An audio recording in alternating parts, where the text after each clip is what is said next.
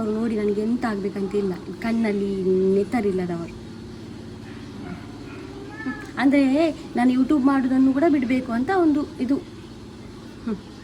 ಅದರಿಂದಲೇ ಒಂದು ನಾನು ಬದುಕ್ತಾ ಇದ್ದೇನೆ ಮಾರಿ. ಎಂಥದೋ ಒಂದು 10,000 11,000 ಒಂದು ವ್ಯೂಸ್ ಬಂದದ್ರಲ್ಲಿ ನಾವು ಬದುಕ್ತಾ ಇದ್ದೀವಿ. ಆವತ್ತಿಂದ ಇವತ್ತವರೆಗೆ ಅಷ್ಟು ವ್ಯೂಸ್ ಬರ್ತವೆ. ಎಂತ ಆಗ್ತದೆ ನನ್ನ ಲೈಫಲ್ಲಿ ಇರುವುದೇ ನನ್ನ ಅಮ್ಮ, ಆಯಿತಾ?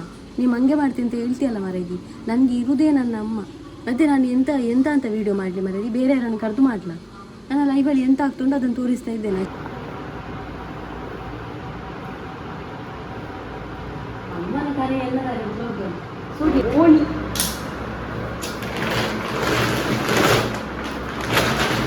ಅದಕ್ಕೊಂದು ತಲ್ಪರ್ ಮುಚ್ಚಿದ್ದೇವೆ, ಅವರಿಗೆ ಭಯ ಆಗೋದು ಬೇಡ ಅಂತ. ರಾತ್ರಿ ಅದಕ್ಕೊಂದು ಗೋಣಿ ಹಾಕ್ಬೇಕು ಮಾತ್ರ ಮಲಗ್ಲಿಕ್ಕೆ ಅಡಿ.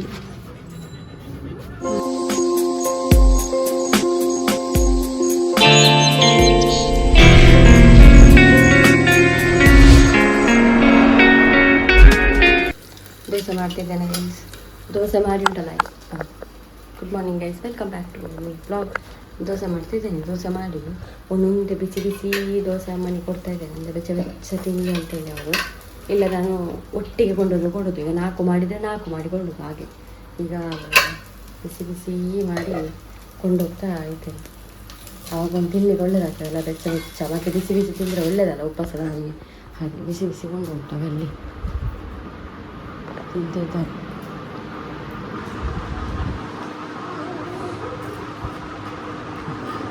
ನನ್ನ ಒಂಜಿ ಅಡಿಗೆ ಯಾವ 4 ದೋಸೆ ತಿನ್ನು. ಚಾ ಬೋಡ ಉಂಡ ಬೋಡ.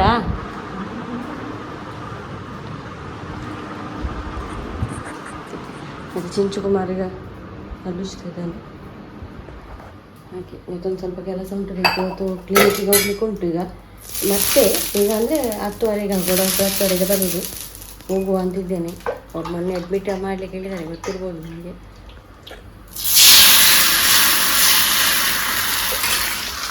ಅಡ್ಮಿಟ್ ಮಾಡಲಿಕ್ಕೆ ಹೇಳಿದ್ದಾರೆ. ಅದು ಅಡ್ಮಿಟ್ ಮಾಡೋದ್ರಲ್ಲಿ ನನಗೆ ವಿಶ್ವಾಸ ಇಲ್ಲ. ಯಾಕಂದರೆ ಅಲ್ಲಿ ಹಾಸ್ಪಿಟಲಲ್ಲಿ ಎಲ್ಲ ಸುಮ್ಮನೆ ಹಣ ತಗೊಳ್ಳೋದಲ್ಲದೆ ತುಂಬ ಜನರಿಗೆ ಆಗಿದೆ. ಹಾಗೆ ನನ್ನ ರಿಲೇಷನ್ನಲ್ಲಿ ಉಪವಾಸದವರು ನಾನು ನೋಡಿದ್ದೇನೆ.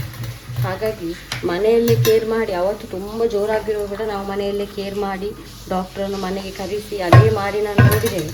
ಹಾಗೆ ಈ ಸರ್ತಿ ಕೂಡ ಹಾಗೆ ನೋಡ್ತಾ ಇದ್ದೇನೆ. ಆದರೆ ಇಂಜೆಕ್ಷನ್ ಈಗ ಬೀಳಲಿಲ್ಲಲ್ಲ, ಡಾಕ್ಟರ್ ಅಡ್ಮಿಟ್ ಆಗಿಲ್ಲ, ಅವರಿಗೆ ಧೈರ್ಯ ಇರಲಿಲ್ಲ. ಅದಕ್ಕೋಸ್ಕರ ಈಗ 24 hours ನಾವು ಇದು ತಂದಿದ್ದೇವೆ ಸ್ಟೆಬಿಲೈಸರ್. ಹಾಗೆ ಆಕ್ಸಿಜನ್ ಕೂಡ ಕೊಡ್ತಾ ಇದ್ದೇನೆ.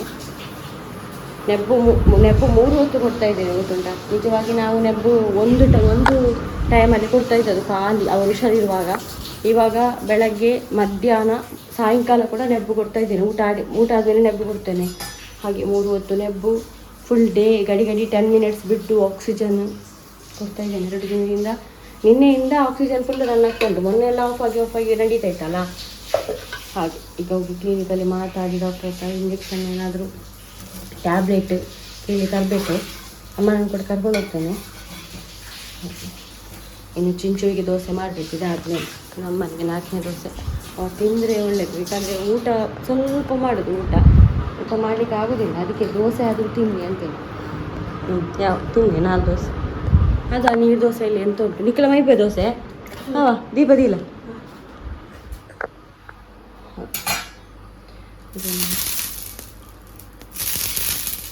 ಎಂಥ ಒಂದು ಪರಿಸ್ಥಿತಿ ಅಲ್ಲ, ಟೈಮ್ ಎಂತ ಮಾಡ್ತದೆ ಮಾರು. ಮತ್ತೊಂದು ನಾನು ಆಲೋಚನೆ ಮಾಡಿದೆ. ಅಂದರೆ ಈಗ ಕ್ಯಾಟಿದ ಬಗ್ಗೆ ತುಂಬ ಜನ ಹೇಳ್ತಾರಲ್ಲ, ಹಾಗೆ ನನಗೆ ಅದನ್ನು ಹೊರಗೆ ಹಾಕಿದ್ರೆ ನನಗೆ ಮನಸ್ಸಿಲ್ಲ. ಯಾಕಂದರೆ ನಾನು ಅಷ್ಟು ಸಾಕಿ ನೋಡಿ. ಹೌದು, ನನಗೆ ಗೊತ್ತುಂಟು ಈಗ ಅಸ್ತಮಾ ಪೇಷಂಟಿಗೆಲ್ಲ ಅಲರ್ಜಿ ಆಗೋದಿಲ್ಲ ಅಂತ ಹೇಳಿದ್ವಿ. ಆದರೆ ಅಲರ್ಜಿ ಅದರ ರೋಮ ಅಷ್ಟು ಹೋಗೋದಿಲ್ಲ. ಮತ್ತು ಅದಲ್ಲದೆ ಅಂತ ಹೇಳೋದು, ಅದು ಬರೋದೇ ಒಂದು ಗಳಿಗೆ ಬರ್ತದೆ ಮತ್ತು ಹೋಗ್ತದೆ. ಆದರೂ ಅದರಿಂದ ಆಗುವುದಂತ ಆಗಿದ್ದರೆ ನಾನು ಇವತ್ತೊಂದು ಸಾಯಂಕಾಲ ಹೋಗಿ ನಾನು ಒಂದು ಕ್ಯಾಟಿನ ಒಂದು ಬಾಕ್ಸ್ ತರುವ ಅಂತಿದ್ದೇನೆ. ಗೊತ್ತಿಲ್ಲ, ಅದು ಡಬ್ಬ. ಅದಕ್ಕೆ ಅದನ್ನು ಶಿಟೌಟಲ್ಲಿ ಇಡುವ, ಬೆಕ್ಕುಗಳನ್ನು ಅದರಲ್ಲಿ ಹಾಕಿಡುವ. ಮತ್ತು ಒಂದು 3 ಗಂಟೆ 2 ಗಂಟೆಗೆಲ್ಲ ಮಧ್ಯಾಹ್ನ ಹೊರಗಡೆ ಬಿಟ್ಟರೆ ಆಟ ಆಡಿ ಮತ್ತೆ 6 ಗಂಟೆಗೆ ಮತ್ತೆ ಡಬ್ಬ ಹಾಕಿ ಅವರಿಗೆ ಫುಡ್ಡೆಲ್ಲ ಅದರಲ್ಲಿ ಇಟ್ಟು ಸ್ವಲ್ಪ ದಿನದ ಮಟ್ಟಿಗೆ ನಾನು ಹಾಗೆ ನೋಡಿಕೊಳ್ಳುವಂತ ಇದ್ದೇನೆ ಬೆಕ್ಕುಗಳನ್ನು. ಮತ್ತು ಈಗ ಈ ಅಮ್ಮನಿಗೆ ಸಮಸ್ಯೆ ಏನಂತ ಹೇಳಿದರೆ ಖಾಲಿ ಉಬ್ಬಸ ಅಲ್ಲ. ಕೆಲವರಿಗೆ ಅದನ್ನೇ ತಿಳ್ಕೊಂಡಿದ್ದಾರೆ, ಉಬ್ಬಸ ಅಂತ. ಎಂತ ಗೊತ್ತಾ, ಸಣ್ಣ ಪ್ರಾಯದಲ್ಲಿ ಯಾವರಿಗೆ ಉಬ್ಬಸ ಸ್ಟಾರ್ಟ್ ಆಗಿತ್ತು, ಸಣ್ಣ ಏಜಲ್ಲಿ ಗೊತ್ತಾಯ್ತಾ, ಆವಾಗ ಅವರಿಗೆ ಮದ್ದು ಮಾಡಲಿಲ್ಲ. ಆಮೇಲೆ ಅವರು ಒಂದು ದಮ್ಮು ಎಳಿತಾ ಇದ್ರು, ಎಂದು ಮದ್ದು ಮಾಡದೆ ಅವರಿಗೆ ಒಂದು ಬ್ಲಡ್ ವಾಮಿಟ್ ಮಾಡ್ತಾರೆ, ಗೊತ್ತುಂಟು ಕಾಯಿಲೆ TB ಅಂತ ಹೇಳ್ತಾರೆ, ಅದು ಬಂತು ಅವರಿಗೆ ಸಣ್ಣ ಪ್ರಾಯದಲ್ಲಿ, ಮದುವೆಗಿಂತ ಮುಂಚೆಯೇ ಬಂತು. ಅದಕ್ಕೋಸ್ಕರ ಅವರು ವೆನ್ಲಾಕಲ್ಲಿ ಅಡ್ಮಿಟ್ ಆಗಿ ತುಂಬ ಟೈಮ್ ಅದು ಕೋರ್ಸ್ ಮಾಡಿ ಆಮೇಲೆ ಅದು ಕಡಿಮೆ ಆಯಿತು. ಕೋರ್ಸ್ ಉಂಟು, ಗೊತ್ತಿರ್ಬೋದು ನಿಮಗೆ. ಆಮೇಲೆ ಅಮ್ಮನಿಗೆ ಮದುವೆ ಆದಮೇಲೆ ನಾನು ಡೆಲಿವರಿ ಆದ ಅದರ ಮೇಲೆ ಮತ್ತೆ ಉಬ್ಬಸ ಸ್ಟಾರ್ಟ್ ಆಯಿತು ಅವರಿಗೆ. ಮತ್ತೆ ಕೂಡ ಬ್ಲಡ್ ವಾಮಿಟ್ ಮಾಡಲಿಕ್ಕೆ ಸ್ಟಾರ್ಟ್ ಮಾಡಿದ್ರು, ಇಂತೆಲ್ಲ ಆಯಿತು. ಆಮೇಲೆ ಮದ್ದೆಲ್ಲ ಮಾಡಿ ಅಲ್ತಾಡೆಗೆ ಅದು ಅಲ್ಲಿಗೆ ನಿಲ್ಲಿತು, ಅಂದರೆ ಟ್ರೀಟ್ಮೆಂಟ್ ಕೊಡಲಿಲ್ಲ. ಹಾಗಾಗಿ ಮತ್ತೆ ಕಡಿಮೆ ಆಯ್ತಲ್ವಾ, ಈ ಶ್ವಾಸಕೋಶ ಉಂಟಲ್ಲ, ಇಳಿತೇವಲ್ಲ ದಮ್ಮು, ಅದು ಇದು ತುಂಬ ವೀಕ್ ಆಗಿದೆ. ಆ ವೀಕ್ ಆಗಿದ್ದಕ್ಕೆ ನಾವು ಆಕ್ಸಿಜನ್ ಕೊಡೋದು, ನಿಮಗೆ ಅರ್ಥ ಆಯ್ತಾ? ಪಲ್ಸ್ ಕಡಿಮೆ ಆಗೋದು ಹಾಗೆ 72ವರೆಗೆ ಬರ್ತದೆ ಈಗ ಕಡಿಮೆ ಆಗಿ. ಅದು 92 ಬರಬೇಕಾದ್ರೆ ನಾವು ಆಕ್ಸಿಜನ್ ಬಿಡಬೇಕು. ಹಾಗೆ ಸಮಸ್ಯೆನೇ ಅದುವೇ. ಅದಕ್ಕೋಸ್ಕರ ಆಕ್ಸಿಜನ್ ತಪ್ಪಿಸಬಾರ್ದು, ಕೊಡ್ತಾ ಇರಬೇಕು ಅವರನ್ನು. ಮತ್ತು ಕೇರಿಂಗಲ್ಲಿ ತುಂಬ ಒಂದು ಕೇರಿಂಗಲ್ಲಿ ನೋಡ್ತಾ ಇರಬೇಕು ಅಷ್ಟೇ. ಕೇರಿಂಗ್ ಅಂದರೆ ಫುಡ್ಡಿನ ವಿಷಯದಲ್ಲಿ, ಮತ್ತು ಅವರ ಹತ್ತಿರನೇ ಇರಬೇಕು. ಅವರಿಗೆ ಬಿಸಿ ನೀರು ನೋಡ್ತಾ ಸ್ನಾನ ಮಾಡಿಸ್ಬೇಕು, ಎಲ್ಲ ಮಗುವಿನ ಥರ ಒಂದು ಇರಬೇಕು. ಹಾಗೆ ಅದೆಲ್ಲ ನನಗೆ ತೊಂದರೆ ಇಲ್ಲ, ಅದೆಲ್ಲ ನಾನು ಮಾಡ್ತೇನೆ, ನನಗೆ ದೊಡ್ಡ ವಿಷಯ ಇಲ್ಲ. ಕನ್ನಡದಲ್ಲಿ ನನ್ನನ್ನು ನೋಡಿಲ್ವಾ, ಅದೆಲ್ಲ ನನ್ನನ್ನು ನೋಡಿದರೂ ನಾನು ಮರಿಲಿಕ್ಕಿಲ್ಲ ಯಾರೂ ಕೂಡ. ಈಗ ನನಗೆ ಒಂದು ಸಬ್ಸ್ಕ್ರೈಬರ್ ಒಂದು ಎಂತಾದರೂ ಕೊಡ್ತಾ ಇದ್ದಾರೆ ಅಂದರೆ ಅದನ್ನು ಕೂಡ ನಾನು ಮರೀಲಿಕ್ಕಿಲ್ಲ. ನನಗೆ ಕೆಲವು ಜನ ಹೆಲ್ಪ್ ಮಾಡಿದ್ದಾರೆ ಗೈಸ್, ನಾನು ಗೂಗಲ್ ಪೇ ನಂಬರ್ ಕೊಟ್ಟಿದ್ದೆ ಡಿಸ್ಕ್ರಿಪ್ಷನಲ್ಲಿ. ಹಾಗೆ ಕೆಲವ್ರ ಹತ್ರ ಹೇಳಲೇ ಇಲ್ಲ, ಆದರೂ ಅವ್ರು ನನಗೆ ಸ್ವಲ್ಪ ಹೆಲ್ಪ್ ಮಾಡಿದ್ದಾರೆ. ಉಪಕಾರ ಆಯಿತು ನನಗೆ, ಯಾಕಂದರೆ ನನಗೆ ಯೂಟ್ಯೂಬ್ ಸ್ಯಾಲ್ರಿ ಕೂಡ ಬರಲಿಲ್ಲ. ನನಗೆ ಬಾಯಿ ಬಿಟ್ಟು ಯಾರ ಹತ್ರ ಸಾಲ ಮಾಡಲಿಕ್ಕೆ ಕೂಡ ನಾನು ಸಾಲ ಮಾಡೋ ಹುಡುಗಿ ಕೂಡ ಅಲ್ಲ, ಈಗ ನನಗೆ ಕೇಳಲಿಕ್ಕೆ ಕೂಡ ಒಳ್ಳೇದಾಗೋದಿಲ್ಲ. ಪಾಪ ಅವರೇ ಅರ್ಥ ಮಾಡಿಕೊಂಡು ನನಗೆ ಹಾಕಿದ್ರು. ಹಾಗೆ ಥ್ಯಾಂಕ್ ಯು ಸೋ ಮಚ್, ನಿಮಗೆ ದೇವರು ಒಳ್ಳೇದು ಮಾಡಲಿ. ನಾನು ಒಂದು ಎಂತ ಹೇಳೋದು, ಮೂಕ ಪ್ರಾಣಿಗಳಿಗೆ ಮಾಡಿದ ಸಹಾಯ ಆಗಿರ್ಬೋದು, ಹಂಗೆ ಸಿಕ್ಕಿದ್ದು ರಿಟರ್ನ್.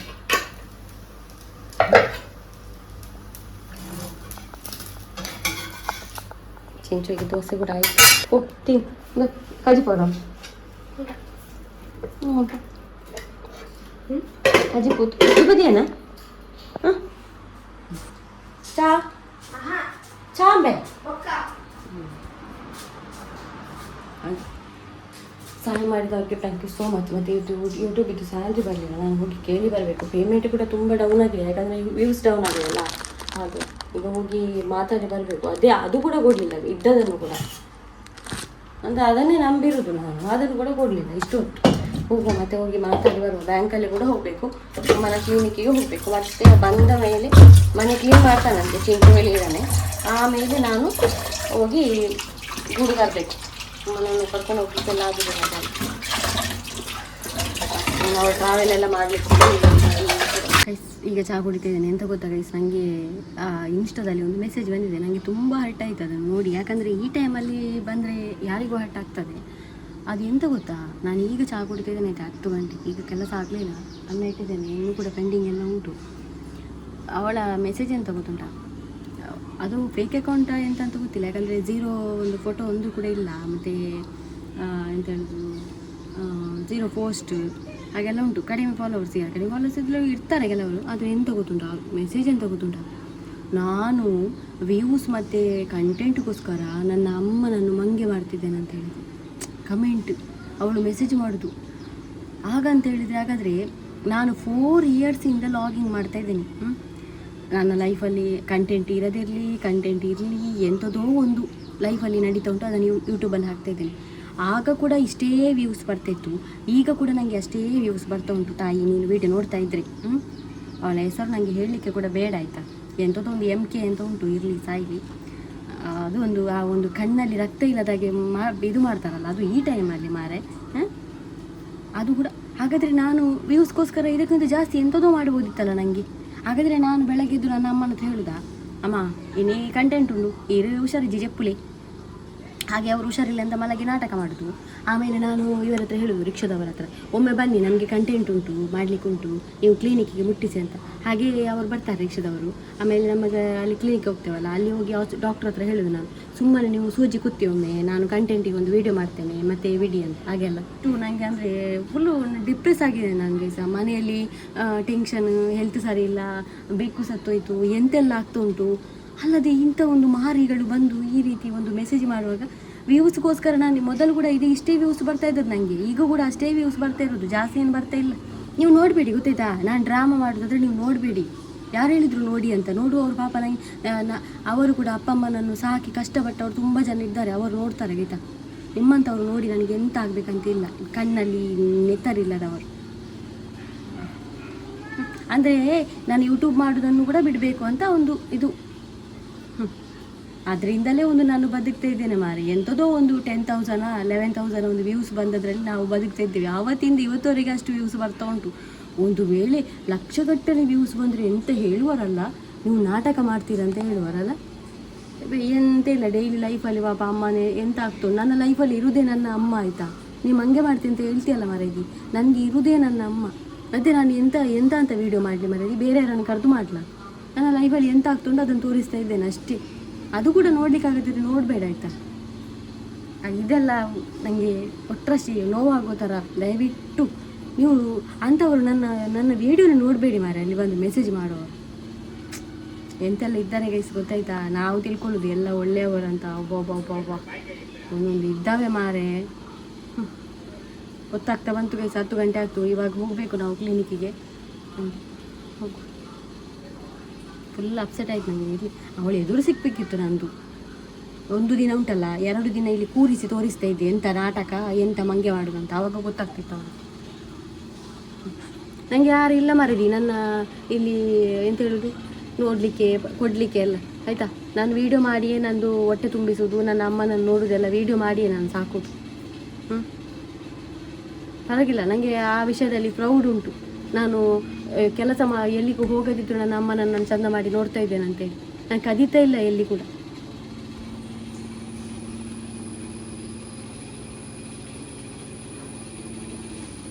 ಯಾರು ಬೇಜಾರು ಮಾಡಬೇಡಿ ಆಯಿತಾ. ಸಾರಿ, ಬೇಜಾರಾದರೆ ಕೆಲವರಿಗೆಲ್ಲ. ನಿಮಗೆ ಹೇಳಿದಲ್ಲ ನಾನು, ಒಂದು ಮಾಡೋದುಂಟಲ್ಲ ಅದು ಬೇಜಾರಾಗ್ತದೆ ಅಲ್ಲ. ನಾನು ಮಂಗೆ ಮಾಡಿದೆ ಹಾಗೆ ಹೀಗೆ ಅಂತ ವ್ಯೂಸ್ಗೋಸ್ಕರ. ವ್ಯೂಸ್ ಇಲ್ಲಿ ಬಂದ ನನಗೀಗ ಇಷ್ಟು ವ್ಯೂಸಲ್ಲಿ ಬಂದ ಒಂದು ಸ್ವಲ್ಪ ಆದರೂ ಹಣ ಸಿಗ್ತದಲ್ಲ, ಅದನ್ನು ಏನು ಮಾಡಿದ್ದೇನೆ ನೀವು ಕಾಣ್ತದ ಎಂತಾದರೂ ನನ್ನ ಹತ್ರ? ಜಾಲಿಯಲ್ಲಿ ತಿರುಗ್ತಾ ಇದ್ದೇನೆ, ಎಲ್ಲಿಯಾದರೂ ಗೋವಾ ಅಮೇರಿಕಾ ಅಂತ ಹೋಗ್ತಾ ಇದ್ದೇನಾ, ಇಲ್ಲ ಎಲ್ಲಿಯಾದರೂ ಶಾಪಿಂಗ್ ಮಾಡ್ತಾ ಇದ್ದೇನಾ? ನೀವು ಮಾತಾಡೋ ಜಾತಿ ಅವಳು ಅದೇ. ಏನೋ ಕಷ್ಟನ ಸುಖನ ಮಾರಿ ಎಂಥದೋ ಒಂದು ನಾನು ನನ್ನ ಒಂದು ಸಿಂಪಲ್ ಲೈಫಲ್ಲಿ ಜೀವನ ಮಾಡಿ ಖುಷಿಯಾಗಿದ್ದೇನೆ, ಇದೇ ನನ್ನ ಜೀವನ ಅಂತ ಒಂದು ಮಾಡೋದು ನೋಡಿ ಅಂತೆ ಅವಳು. ಹಾಂ, ಎಣ್ಣೆ ಪಾಡುಡ ಚೂರು ಎಣ್ಣೆ ಪಾಡು. ಈಗ ಅಮ್ಮನನ್ನು ಹೊರಡಿಸ್ಬೇಕು ಕೈಸ್. ನಾನು ರೆಡಿ ಅದೇ, ಅಲ್ಲೆಲ್ಲ ಬ್ಯಾಗಲ್ಲೆಲ್ಲ ಇಟ್ಕೊಂಡಿದ್ದೇನೆ ನೀರೆಲ್ಲ. ಈಗ ಅವ್ರಿಗೊಂದು ನೈಟ್ ಎಲ್ಲ ಹಾಕಿಸಿ ತಲೆಯೆಲ್ಲ ಕಟ್ಟುವ.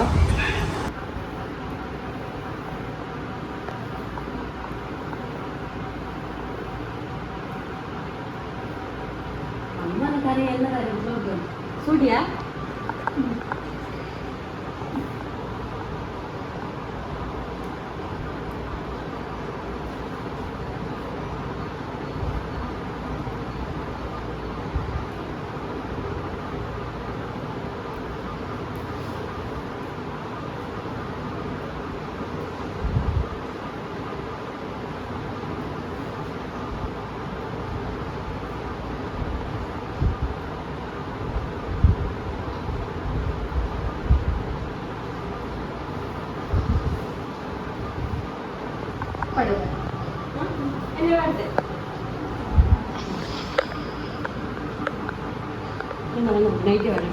ಗೈಸ್. ಒಂದು ಮೊನ್ನೆ ಒಂದು ಹೇಳಿದಲ್ಲ, ನಮಗೊಂದು ಪಾತ್ರೆ ಕಳಿಸಿದ್ರು, ನಾನು ತೋರಿಸ್ತೇನೆ ನಿಮಗೆ. ಮೊನ್ನೆ ಅಂತ ಕೆಲವರಿಗೆ ಗೊತ್ತಾಗಲಿಕ್ಕಿಲ್ಲ.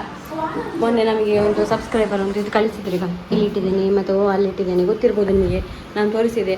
ಅವರು ಫುಡ್ಡು ಕೂಡ ಆರ್ಡ್ರ್ ಮಾಡಿದ್ರು, ಆದರೆ ಅದು ಫುಡ್ಡು ಮೊನ್ನೆ ಬರಲಿಲ್ಲ. ಹಾಗೆ ಇವತ್ತು ಬಂದಿದೆ, ಆಮೀನ ಅಂಗಡಿಗೆ ರೀಚ್ ಆಗಿದೆ ಅಂತೆ. ಅವ್ರು ಕಾಲ್ ಮಾಡಿದರು, ಹಾಗೆ ಬರುವಾಗ ತಗೊಂಡೆಲ್ಲ ಬರುವ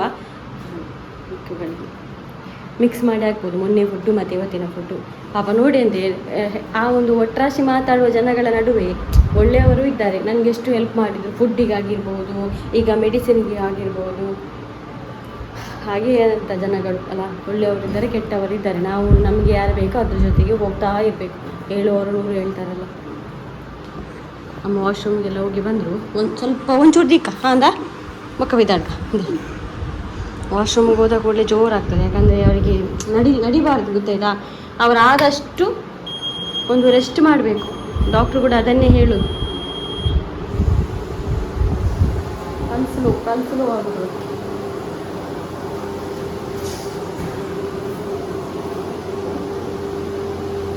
ಚಿಂಚುವಿಗೆ ಒಂದು ರೆಸ್ಪಾನ್ಸಿಬಿಲಿಟಿ ಕೊಟ್ಟು ಹೋಗ್ತಾ ಇದ್ದೇನೆ ನಾನು. ಎಂತ ಅಂತ ಹೇಳಿದ್ರೆ, ಈಗ ಅಮ್ಮ ಇಲ್ಲ, ನಮ್ಮ ಮನೆಯದು ಕ್ಲೀನಿಂಗ್ ಮಾಡಬೇಕಾದ್ರೆ ಅಮ್ಮ ಮನೆಯಲ್ಲಿ ಇರಬಾರ್ದು. ಇಲ್ಲಿ ಧೂಳೆಲ್ಲ ತೆಗಿತಾವಲ್ಲ, ಅದಕ್ಕೆ ಎಲ್ಲ ನಾನು ಬರುವಾಗ ಎಲ್ಲ ಧೂಳೆಲ್ಲ ತೆಗೆದು ನಮ್ಮದು ಡ್ರೈಯರ್, ಅದು ವ್ಯಾಕ್ಯೂಮ್ ಕ್ಲೀನರ್ ಉಂಟು, ಪ್ರಮೋಷನ್ ಬಂದದ್ದು, ಅದು ಒಳ್ಳೆದುಂಟು.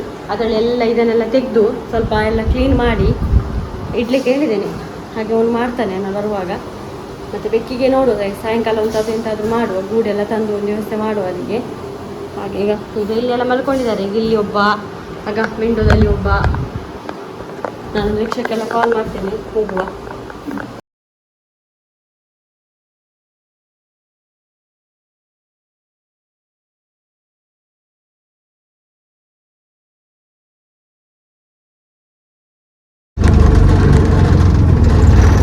ಸೂಜಿ ಹಾಕಿದ್ರು ಗೈಸ್, ಮತ್ತೆ ರಿಟರ್ನ್ ಕಾಣ್ಬೋದು. ಈಗ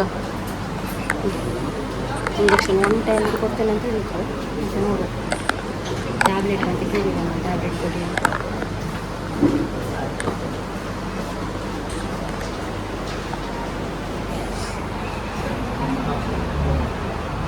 ನೀರು ಬೇಡ.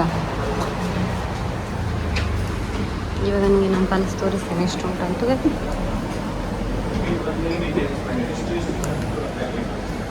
ಜಪ್ಪುವರಾ ತಲೆ ಮುಂಡದು.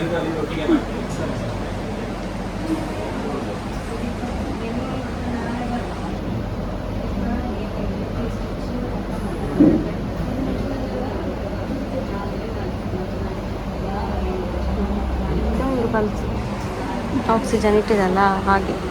ಸೂಜಿ ಹಾಕಿದ್ರು ಗೈಸ್, ಮೇಲೆ ನೋಡ್ಬೋದು. ರಿಕ್ಷಕ್ಕೊಂದು ಕಾಲ್ ಮಾಡಿದ್ರು ಗೈಸ್, ಹಾಗೆ ಹೊರಗಡೆ ವೆಯ್ಟ್ ಮಾಡ್ತಿದ್ದೇನೆ. ನಮಗೊಂದು ಬ್ಯಾಂಕಿಗೆ ಹೋಗ್ಲಿಕ್ಕೆ ಉಂಟು, ಯಾಕಂತ ಹೇಳಿದರೆ ನನ್ನ ಪೇಮೆಂಟ್ ಬರಲಿಲ್ಲ, ಅದು ಹೋಗಿ ಕೇಳುವ. 12:30 ಆಯಿತು ಗೈಸ್. ರಿಕ್ಷಾದವರು ಎಲ್ಲಿದ್ದಾರೆ ಗೈಸ್? ಪಾರ್ಸೆಲ್ ತೊಗೊಂಡೆ ನಾನು, ಅಂಗಡಿಗೆ ಬಂದಿತ್ತಲ್ಲ. ಯಾವ ಫುಡ್ಡು, ಎಷ್ಟು ದೊಡ್ಡ ಬಾಕ್ಸ್ ಗೊತ್ತುಂಟು.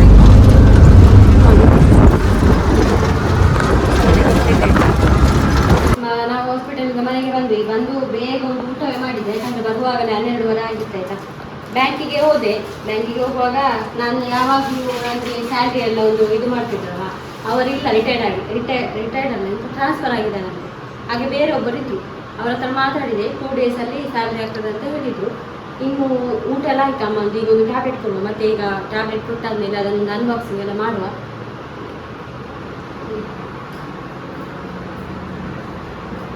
ನೀರು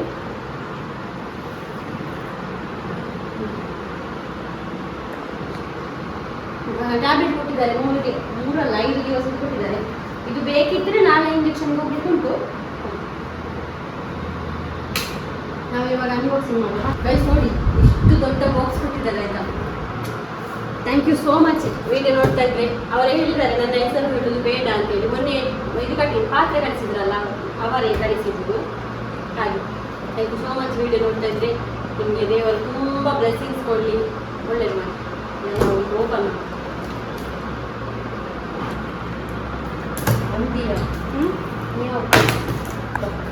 ಓಣಿ ಮಾರೆ ಯಾವುದು ಅದಕ್ಕೆ ಭಾರಿ ಖುಷಿ ಆಗ್ಬೋದು. ಮೇವು ಅಂತ ಹೇಳಿದ್ರೆ ಆಯಿತು ಫುಡ್ಡು.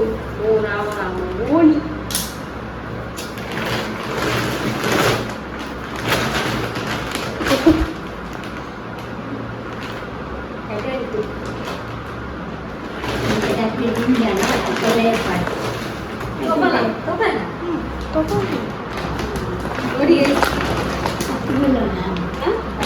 ಮಕ್ಕಳಿಗೆ ಗೊತ್ತಿಲ್ಲ ನಮ್ಮ ಕೌ ಬೋರ್ಡ್ ಉಂಟು. ಅತ್ತೆ ಎಡ್ಡೆ ಪುಟ್ಟೆ ಕೊಡಿಯಲ್ಲ 7 kg ಸಾಧಾರಣ ಕುಚ್ಚೆಲ್ಲ ಹೋಗಿ ಎನ್ಮ ತಿಂಗಳು ತಿನ್ನೋದು. Thank you so much guys. ಈಗ ಇದನ್ನು ಒಂದು ಇನ್ನು ಸ್ವಲ್ಪ ಸಮಯಕ್ಕೆ ನನಗೆ ಫುಡ್ ತರಬೇಕಂತಿಲ್ಲ.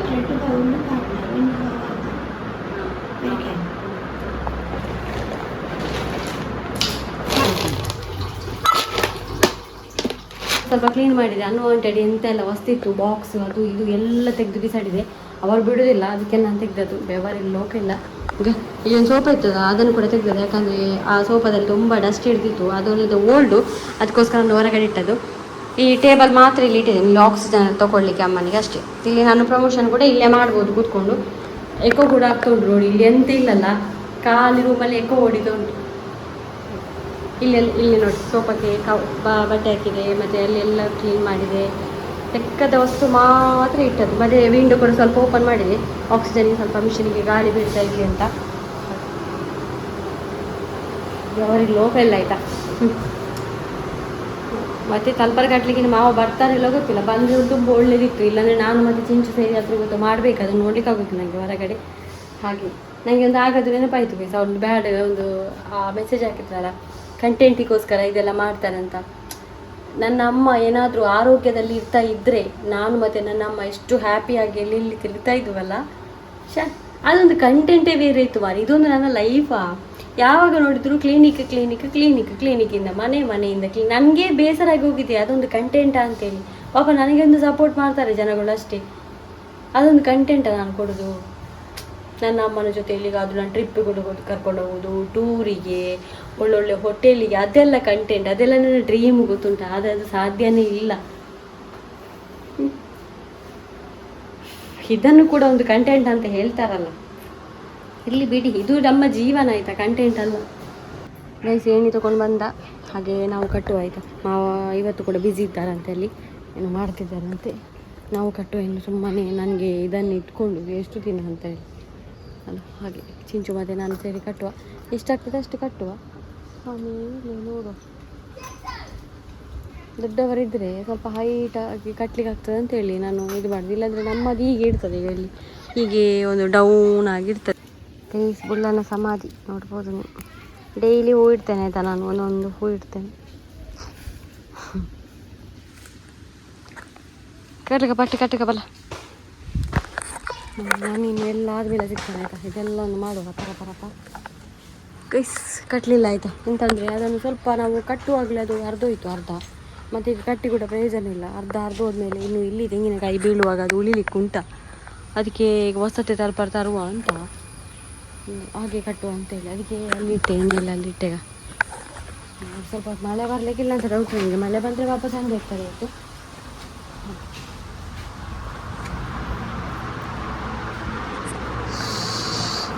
ಆಕ್ಸಿಜನ್ ದಿಲಿ ಅಮ್ಮ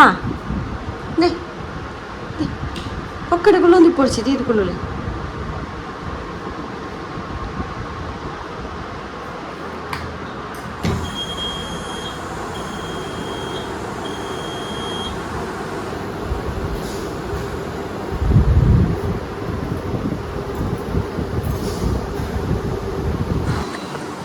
ಅಮ್ಮನಿಗೆ ಒಂದು ಮೊಟ್ಟೆ ಬೇಯಿಸಿ ಕೊಡಬೇಕಂತ ಉಂಟು ಗೈಸ್ ನನಗೆ. ಆಗ ಮೊಟ್ಟೆ ಬಂದಿದ್ದೇನೆ, ಎಲ್ಲಿಟ್ಟಿದ್ದೇನೆ, ಅವರಿಗೊಂದು ಡೈಲಿ ಕೊಡಬೇಕಂತ ನನಗೆ ತಂದದ್ದು. ಆವಾಗ ತಂದಿದ್ದೇನೆ ಬೇಯಿಸು.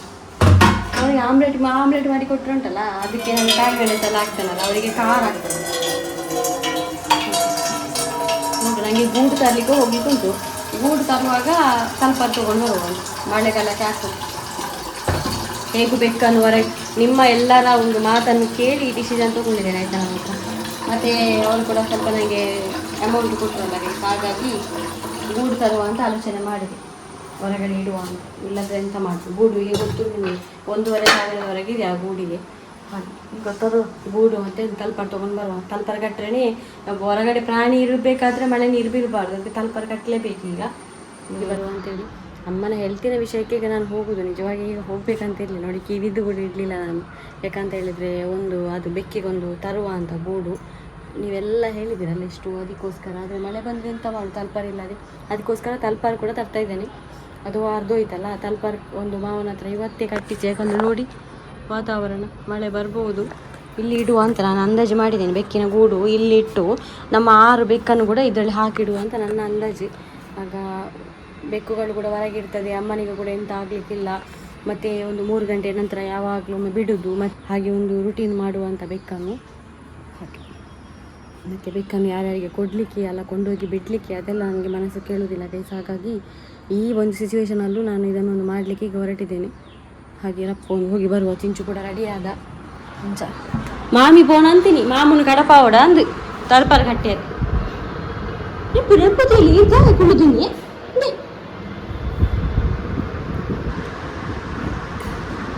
ಮತ್ತೆ ಅಮ್ಮ ನನ್ನ ಹತ್ರ ಕೋಪ ಗೈಸ್.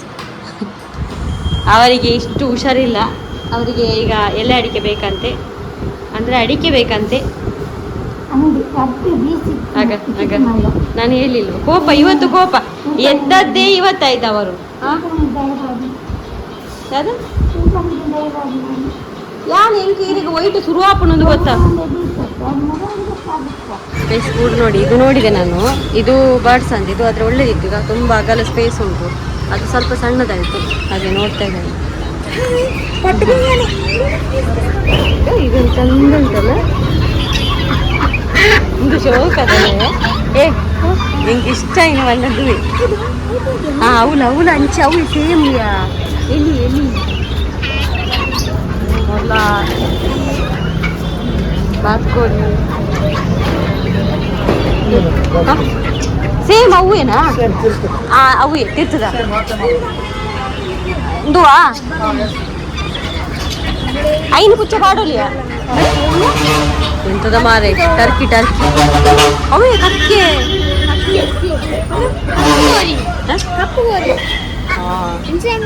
ಈಗ ಬಾತ್ಕೋಳಿ ಎಂತೆಲ್ಲ ಉಂಟು ಮಾರೆ. ನಾವು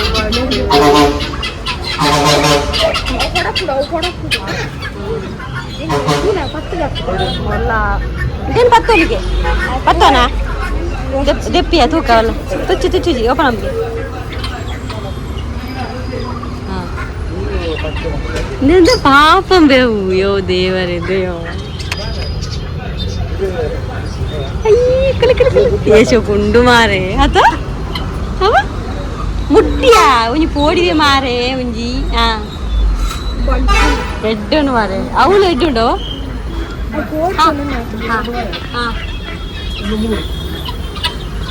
ಹಾಂ ಒಂಚೂರು ಇದು ಈ ಗೂಡು ಉಂಟಲ್ಲ, ಇದರಲ್ಲಿ ಸ್ವಲ್ಪ ದೊಡ್ಡದುಂಟು ಗೋಲ್ ಇಟ್ಟಿದ್ದಾರಲ್ಲ, ಅದು ಇದೇನು ನಾನು ಫೈನಲ್ ಮಾಡಿದೆ. ಅದೊಂದು ರೇಟ್ ಎಷ್ಟು ಅಂತ ಕೇಳಿ ಹೇಳ್ತಾರಂತೆ, ಹಾಗೆ ನೋಡುವ. ತಿನ್ನಮ್ಮ ಅನ್ನಪ್ಪೆ. ಹಾಂ ಹಾಂ ತಿನ್ನಿ. ಉಂಡು ಉಂಡು ದೀಪದಿದೆ ಕೊರಪೆ ಆಯ್ತು ಬಾಲೆ ತಿನ್ನಿ. ಐದು ದಿನದ ಆಯ್ಕ ನೆಬ್ಬು ಕೊರಪೆ ಅವ. ಮನೆಗೆ ಬಂದೆ ಗೈಸ್, ನಾನು ನೋಡಿದ್ರಲ್ಲ ಗೂಡು, ಅದನ್ನೀಗ ರೆಡಿ ಮಾಡಬೇಕು ಗೂಡನ್ನು. ಹಾಗೆ ಗೂಡು ತರುವಂಥದ್ದಲ್ಲ, ಆದರೂ ನಾನು ತಂದದ್ದು ಯಾಕಂದರೆ ಇವರ ಹೆಲ್ತಿಗೋಸ್ಕರ, ಯಾಕಂದರೆ ಬೆಕ್ಕುಗಳನ್ನು ಒಂದು ಸ್ವಲ್ಪ ಅವಾಯ್ಡ್ ಮಾಡಿ ನೋಡುವ ಅಂತ, ಅದಕ್ಕೋಸ್ಕರ. ಇಲ್ಲಾಂದರೆ ಈಗ ಗೂಡು ಬೇಕಂತ ಇರಲಿಲ್ಲ, ಫ್ಯೂಚರಲ್ಲಿ ತರ್ಬೋದಿತ್ತು.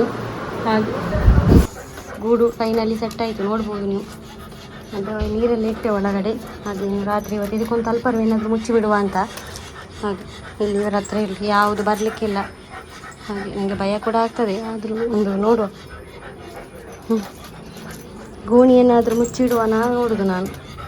ಹಾಗೆ ಈಗ ಮಾವ ಬರ್ತಾನೆ ನನಗೆ, ಸಣ್ಣ ಮಾವ. ಇದೊಂದು ಏನಾದರೂ ರಪ್ಪ ಕಟ್ಟುವ, ಮಳೆಗೆ ಏನಾದರೂ ಚಂಡಿ ಆಗಬಾರ್ದು, ಅದಕ್ಕೆ ನಾನು ಡ್ರೆಸ್ ಕೂಡ ಚೇಂಜ್ ಮಾಡಲಿಲ್ಲ. ಇದನ್ನು ಕಟ್ಟಿ ನಾನು ಡೈರೆಕ್ಟ್ ಸ್ನಾನನೇ ಮಾಡುವಂತ. ಹಾಂ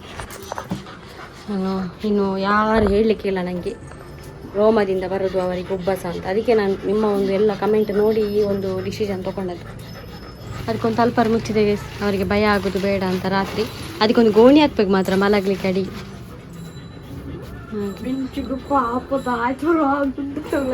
ಕಾಂಡೆ ಬುಡ್ಕ ಮಲ್ಲಿಚ್ ಅದೊಂದು ಅಭ್ಯಾಸ ಆಗುವವರೆಗೆ ಇದೆ ಎಂತ ಅಂತೇಳಿ. ಅವರಿಗೆ ಇಷ್ಟು ದಿನ ಫ್ರೀ ಬಿಟ್ಟವರಲ್ಲ, ಐಕ್ ಗೊತ್ತುಂಟು ಲಗೆ ಪರ್ಷಿಯನ್ ಪುಚ್ಚೆ ಗೊತ್ತುಂಟು.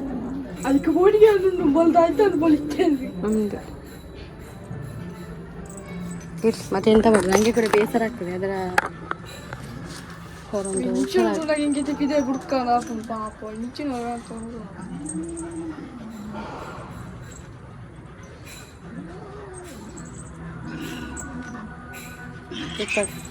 ನಿಜ ಪೆಟ್ರೋಲ್ ಬರಲಿ.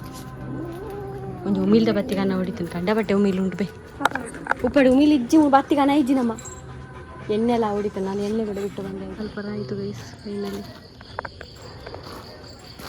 ಕಟ್ಟಿಗನ ಎಂಚಲ ಕಟ್ಟಂಡಲ್ಲ ಎಷ್ಟು ತಲ್ಪರಗಟ್ಟೆ ಆಯಿತು. ಈಗ ಮಾವನಿಗೆ ಚಹಾ ಕುಡಿಯುವ ಅಂತ ಅಮ್ಮನ ಹತ್ರ ಮಾತಾಡ್ತಿದ್ದಾನೆ, ಚಹಾ ಕೊಡುವ ಅಂತ ಹೇಳಿ. ಚಹಾ ಕೊಡುವ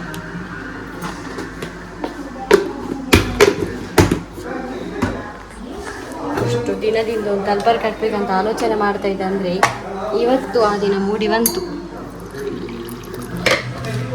ತಿಂಡಿ ಕೊಡುವ ಬಿಸ್ಕಿಟ್.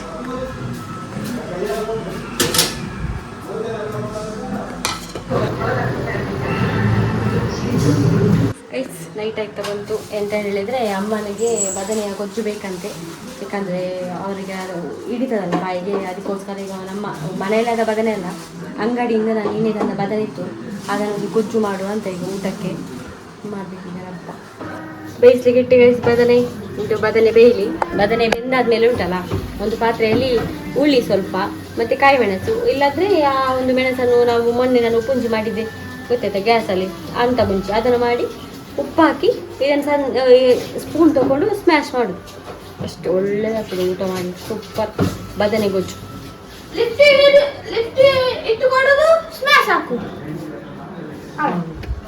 ಅವನಾಗ ತಂದ ಮೊಟ್ಟೆ ಉಂಟಲ್ಲ ಅದನ್ನು ಇಡುದು ಡಬ್ಬದಲ್ಲಿ.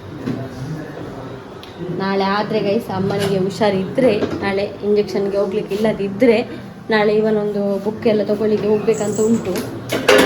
ತಗೊಳ್ಳೇಬೇಕಲ್ಲ, ಮತ್ತು ಬೈಂಡ್ ಎಲ್ಲ ಆಗಬೇಕು ಅದಕ್ಕೆ. ಹಾಗೆ ಹುಷಾರಿದ್ದರೆ ಮಾತ್ರ, ಇಲ್ಲಾಂದರೆ ಯಾವಾಗ ಅಮ್ಮ ಒಂದು ಸ್ವಲ್ಪ ಹುಷಾರಿರ್ತಾರೆ ಅವತ್ತು ಹೋಗುದು ನಾವು.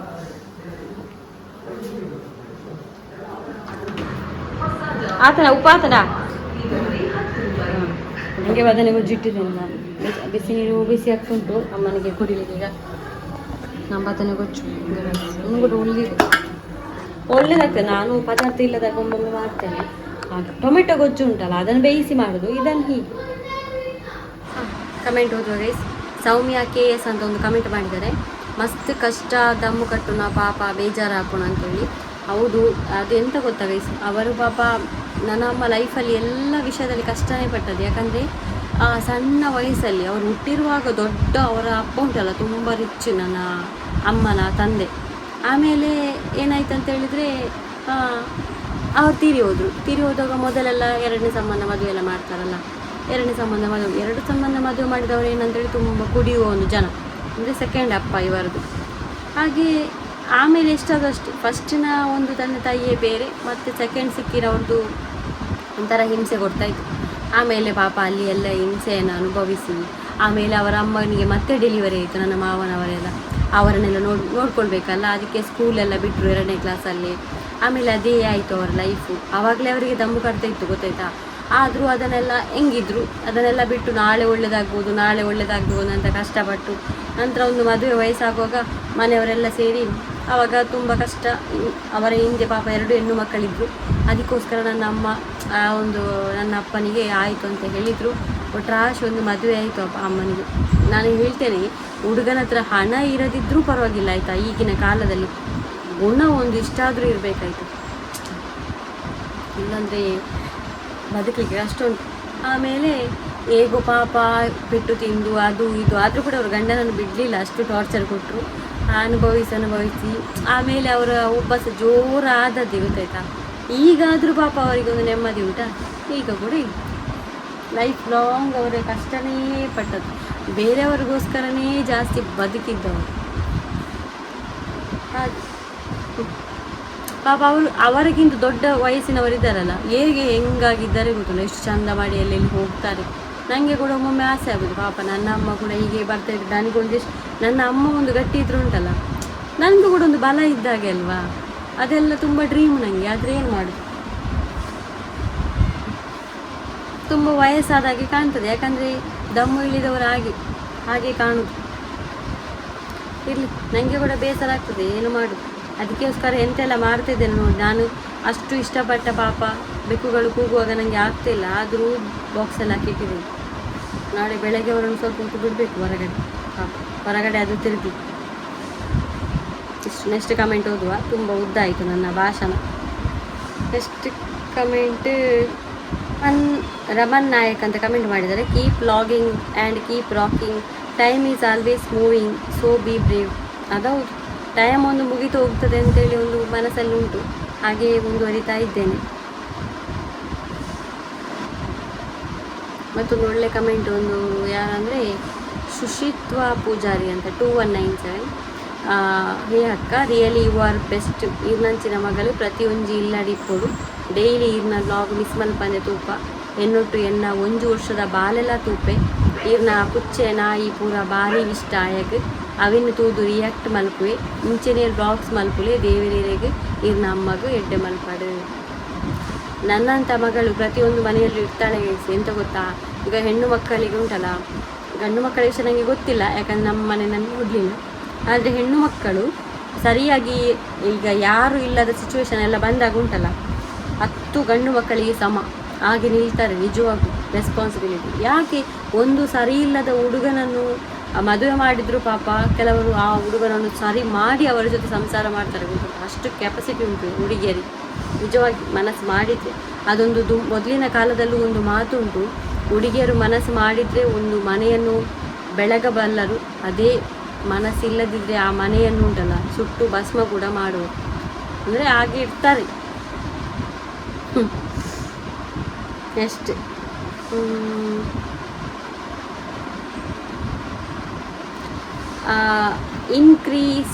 CVP ಅಂತ ಒಂದು ಕಮೆಂಟ್ ಮಾಡಿದ್ದಾರೆ, ಒಳ್ಳೆ ಕಮೆಂಟ್.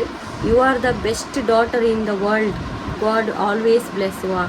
ಅದಕ್ಕೆ 11 ಜನ ಲೈಕ್ ಕೂಡ ಮಾಡಿದ್ದೀರಾ. ಆ 11 ಜನಕ್ಕೆ ಸೇರಿಸಿ ಥ್ಯಾಂಕ್ ಯು ಸೋ ಮಚ್. ನೀವೊಂದು ಅಷ್ಟೊಂದು ನಾನು ಈ ಲೋಕದಲ್ಲೇ ಒಂದು ಬೆಸ್ಟ್ ಮಗಳಂತ ತಿಳ್ಕೊಂಡಿದ್ದೀರಲ್ಲ. Thank you. ನಿಮ್ಮ ಎಲ್ಲ ಕಮೆಂಟ್ ನೋಡೋಕೆ ಉಂಟಲ್ಲ ಖುಷಿಯಾಗೋದು, ಒಂದು ಪಾಸಿಟಿವ್ ಬರೋದು ತಲೆಯಲ್ಲಿ. ಹಾಗೆ ತುಂಬ ಕಮೆಂಟ್ ಉಂಟು ಒಳ್ಳೊಳ್ಳೆದು. ಎಲ್ಲರಿಗೂ ಥ್ಯಾಂಕ್ ಯು ಸೋ ಮಚ್. ಹಾಗೆ ನನಗೆ ಹೆಲ್ಪ್ ಮಾಡಿದವರಿಗೂ ಕೂಡ thank you so much. Food ಕಳಿಸಿದವರಿಗೆ ಎಲ್ಲರಿಗೂ. ಕೆಲವರೆಲ್ಲ ಪಾಪ ನನಗೆ ಹಣ ಕೊಟ್ಟರು, ಅವರು ಹೇಳ್ತಾ ಇದ್ದಾರೆ ಯಾರ ಹತ್ರ ಬೇಡ, ಬ್ಲಾಗಲ್ಲಿ ಹೇಳೋದು ಬೇಡ ಅಂತ. ಪಾಪ ಅಷ್ಟು ಒಂದು ಎಂತ ಹೇಳೋದು, ಅದಕ್ಕೆ ಉದಾರತೆ ಅಲ್ಲ ಅದಕ್ಕೆ ಹೇಳೋದು. ಹಾಗೆ ಸಿಗೋಣ ಗೈಸ್ ನಾವು ನಾಳೆ ಆದರೂ ನಮ್ಮ ಒಂದು ಕಂಪ್ಲೀಟ್ ಹುಷಾರಾಗಿ ಒಂದು ಒಳ್ಳೆಯದರಲ್ಲಿ ಇರಲಿ, ತುಂಬ ಜಾಗೃತಿ ಮಾಡಿರ್ತೀವಿ ಅಮ್ಮಂದು ಹುಷಾರಾದರೂ ಕೂಡ. ಎಲ್ಲ ಅಡಿಗೆ ತಂದು ಕೊಟ್ಟೆ ಆಯಿತಾ, ನಾನು ಆಗ ಹೇಳಿಲ್ಲಲ್ಲ, ಅಡಿಗೆ ತಂದು ಕೊಟ್ಟೆ, ಖಾಲಿ ಅಡಿಗೆ ತಂದು ಕೊಟ್ಟಿದ್ದೇನೆ.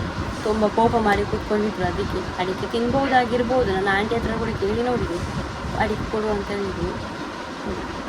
ಸಿಗೋಣ ನಾಳೆ.